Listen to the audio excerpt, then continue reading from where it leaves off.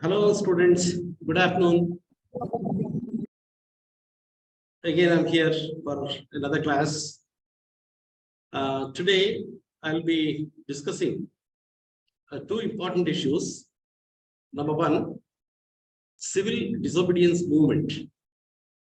Number two, roundtable conferences. Altogether, 3 roundtable conferences were held. So we would be discussing civil disobedience movement and the roundtable conferences. Now, there are 2 ways of understanding these 2 important issues. One, just getting into the brief history of, or in a very brief way, what happened during the civil disobedience movement, when it was started, who started, who all were there, where it was started. These are the things. Number 2, 3 roundtable conferences, why they were conducted, or why they were held, how each roundtable conference tried to discuss certain things and what happened as a result of that. These are the things that we can generally discuss. But in history, you need to understand things from a broader perspective. It's always an important point for any student, a serious student of history, to remember that yes, it has happened, but the more important question is why it happened. We are here, all right, but how we are here, that's the more important question. The moment you ask this question, how we are here, then you have to stretch your story backwards. So therefore, to understand civil disobedience movement and also the roundtable conference, we need to understand the broader perspective or the broader spectrum of these 2 important developments in the course of a freedom struggle in India. Now, the base point would be the incident of Chauri Chaura, 1922 onwards. Gandhi, when that event happened, I'm told that you have already been explained this non-cooperation movement and the followed of that. So now, when Chauri Chaura incident happened, Gandhi concluded that Indians were not yet prepared to accept the principle of non-violence as a means to fight against injustices, as a means to fight against certain alien power, particularly the British power. So it was stopped. What was the impact of this decision of Gandhi? It was a very disastrous effect, because many Indians were just dreaming that the British would be compelled to give the freedom, compelled to grant the freedom, were totally disappointed that now what to do, where to go from here. That was the biggest question. There was a huge vacuum, a lull, at the end of this non-cooperation movement with the event of Chauri Chaura. So this is the beginning point we'll have to understand. Now, thereafter, what happened? Very disastrous things, started happening. Very unwanted things started happening. Number one, the Muslim League started suspecting the very intention of the Congress that they thought that they were not interested in the welfare of the Muslims, because Khilafat movement was which was given support to by the Congress. Now it was not there, and later they also suspected there must be something more deeper to the designs of this decision. So therefore, we will have to be very, very careful. So one of the most disastrous effects of this issue was this kind of a tendency that resulted in a very huge communal riots all over India. It happened in Northwestern province, it happened in Bengal, Calcutta, it happened in Kerala, it happened in so many places. So if you take the history of 1920s in India, you would witness one of the worst communal riots took place during this time. Only then we would see that kind of a riot during, the partition. So therefore, in a way, 1920s were the days of breeding communal, contempt in the Indian soil. So this is number one that we need to remember. As a result of this, what happened? Even the Hindu sentiment started, taking or getting shaped itself, through a moment. In 1925, Hedgewar, he started the Rashtriya Swayamsevak Sangh, RSS. So the very origin of RSS will have to be understood in this particular background and in this particular historical context.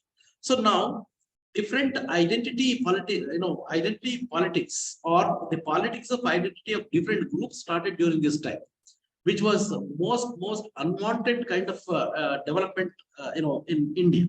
So this is one of the major development that we would see. Secondly, constitutional as a matter of constitutional reforms, Montagu-Chelmsford Reforms Act was introduced in the year 1990, and at the provincial level, diarchy was introduced. Diarchy, I think this would be, it may not be directly helpful to you to write your examination here, but these things would be helpful to you when you are writing your civil service examinations.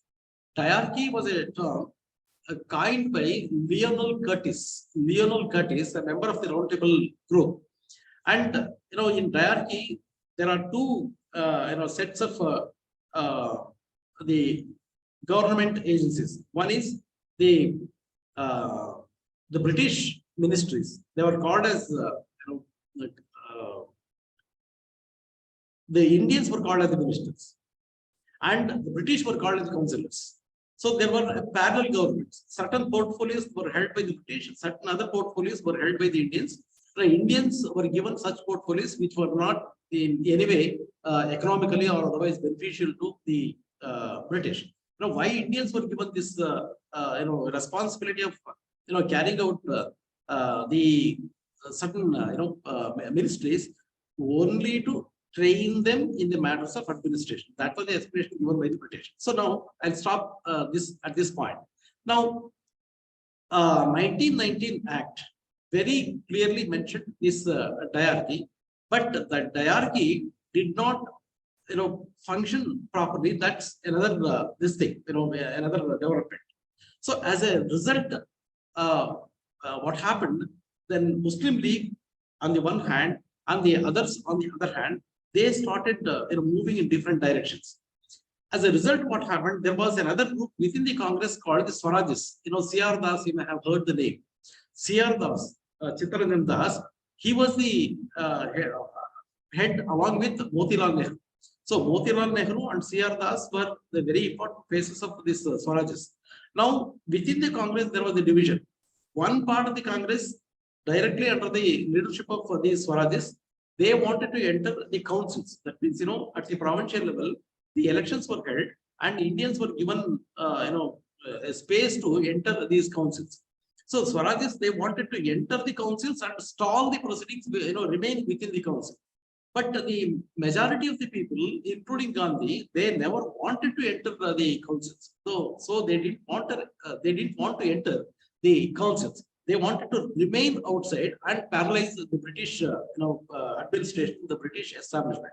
So therefore, this was another very important development that you need to understand, how within the Congress there were several, groups. They were all the Congressites. In the broader spectrum, they all would say that yes, I'm a congressman, I'm a congressman. But within the Congress, there were several, branches. Later, one more group came. They were called the socialists. So they were all within the group, Congress, but they had separate identities. Now, Malviya and those people who were supposed to be conservatives, they had one entity, and Swarajis, they had another entity. Socialists, they had another entity. So within the Congress, there were also the communists. So that way, Congress was an organization having all shades of political affiliations or ideological affiliations. So that is one important development that you need to understand. So now, these communal developments were most disturbing during this time. So from 1922 to almost 1928, you would see, a long time, almost 6 years, that it was completely dominated by these kinds of, developments. And Gandhi, the British thought that Gandhi was waning away. The British thought that Gandhi was losing his ground. British thought that Gandhi was, losing his importance. But Gandhi, he remained, at the background, only to emerge more stronger in 1930s, which we will be discussing later. So another important development during this time was the appointment of the Simon Commission. Sir John Simon was a British liberal, and he was appointed by the British government, fearing that in 1929 Labour Party would come to power, and therefore there would be some issues. Now, as per the 1919 Act, a revision of the working of the Act had to be conducted or had to be assessed only in 1929, 10 years later. But now they preponed it by 2 years.